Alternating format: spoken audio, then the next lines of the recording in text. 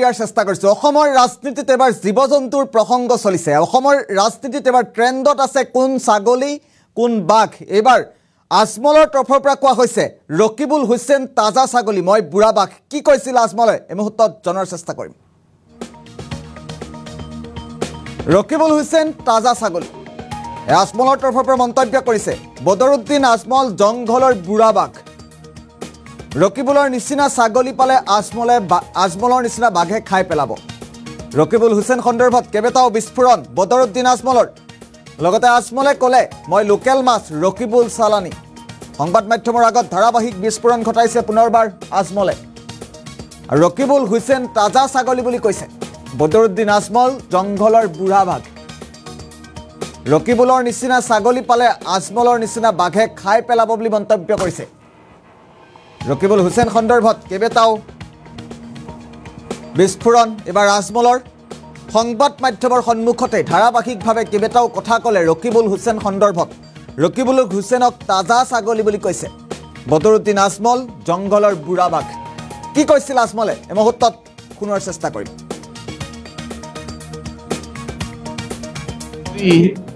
মই বুজি আজমল সাহেব বুঢ়া বাঘ হৈছে বুঢ়া বাঘ বহুত ডেঞ্জারাস মানুষ হয় জঙ্গলের ভিতর বহি থাকে রকিবুল হুছেইনের নিচিনা তাজা বকরি যদি পায় তার পিছত কি করব এইটো আপনাদের জানে চির ফাড় করে খাই টাই হাড্ডি উড্ডি পর্যন্ত খাই শেষ করে দিব এইটোর কারণে সি এৰি থাকক দ্বিতীয় কথা মই শুনিছো মই নিজে ডাইরেক্ট শুনা নাই শুনিছো ইনডাইরেক্ট যে মই বুঝি চালানি মাছ রকিবুল হুছেইন তো একদিনের কারণে দৌড়ি তাই না থাকে কেতিয়াবা মিটিঙত আহে এক রাত থাকে বাকি যায় মই তো 20 বছর পর ইয়াত আছো এতিয়া কোন চালানি মাছ হল 20 বছর লন্ডনত গলে মই ন্যাশনালিটি পাই যাওঁ জার্মানিত গেলে ন্যাশনালিটি পাই যাওঁ 20 বছর লাগাতার থাকিলে আমেরিকাত গৈ ন্যাশনালিটি পাই যাওঁ ধুবুৰীত মই 20 বছৰ পৰা আগে 3.5 বছৰ সালমাৰাৰ মই এমএলএ আছো তাৰ পিছত 15 বছৰ পৰা এমপি হৈ আছো এই ধুবুৰীৰ পৰা তো কোন চালানি হব ৰকিবুল হুছেইন সাহেব চালানি হব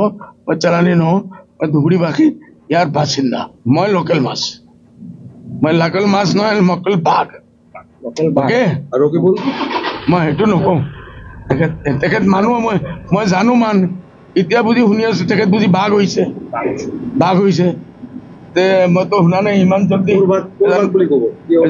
এজন মানুহ ভাল মানুহৰ পৰা বাঘ হৈ যাব জানুৱাৰ হোৱা ওপৰত গ'ল না নিচত হ'ল কেটেগৰীটো নিচত নামিল বদৰুদ্দিন আজমলৰ মন্তব্য আছিল বদৰুদ্দিন আজমলে কৈছে মই বুঢ়া বাঘ আজমল ছাগলী আজমলক তাজা ছাগলী আজমলৰ তৰফৰ পৰা কোৱা হৈছে ৰকিবুল হুছেইন ছাগলী মই বুঢ়া বাঘ ৰকিবুল হুছেইন ছাগলী বুলি মন্তব্য কৰিছে বদৰুদ্দিন আজমলে আৰু বদৰুদ্দিন আজমলৰ এই মন্তব্যৰ পাছতে এতিয়া ৰাজ্যৰ ৰাজনীতিৰ ব্যাপক চৰ্চা চলা পৰিলক্ষিত হৈছে কোন দিশে গৈছে ৰাজনীতি ৰকিবুল হুছেইন আৰু বদৰুদ্দিন আজমলৰ মাজৰ সংঘাতে কি পৰ্যায় পাইছেগৈ এই মন্তব্যটো শুনিলে আপুনি অনুভৱ কৰিব পাৰিব আৰু ৰকিবুল হুছেইন সন্দৰ্ভত কেবেটাও যিহেতু মন্তব্য কৰিছে আমি পুনৰবাৰ ফুল প্লেটত জনাম ডাঙৰ খবৰটো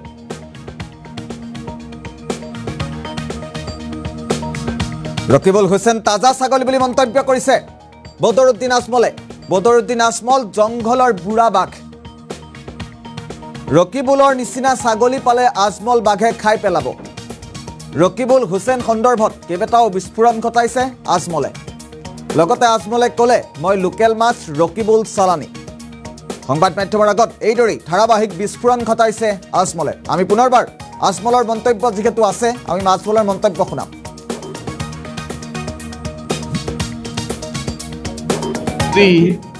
মই বুজি আজমল সাহেব বুঢ়া বাঘ হৈছে বুঢ়া বাঘ বহুত ডেঞ্জারাস মানুষ হয় জঙ্গলের ভিতর বহি থাকে রকিবুল হুছেইনের নিচিনা তাজা বকরি যদি পায় তার পিছত কি করব এইটো আপনাদের জানে চির ফাড় করে খাই টাই হাড্ডি উড্ডি পর্যন্ত খাই শেষ করে দিব এইটোর কারণে সি এৰি থাকক দ্বিতীয় কথা মই শুনিছো মই নিজে ডাইরেক্ট শুনা নাই শুনিছো ইনডাইরেক্ট যে মই বুঝি চালানি মাছ রকিবুল হুছেইন তো একদিনের কারণে দৌড়ি তাই না থাকে কেতিয়াবা মিটিঙত আহে এক রাত থাকে বাকি যায় মই তো 20 বছর পর ইয়াত আছো এতিয়া কোন চালানি মাছ হল 20 বছর লন্ডনত গলে মই ন্যাশনালিটি পাই যাওঁ জার্মানিত গেলে ন্যাশনালিটি পাই যাওঁ 20 বছৰত লাগাতাৰ থাকিলে আমেৰিকাত গৈ নেশ্যনেলিটি পাই যাওঁ।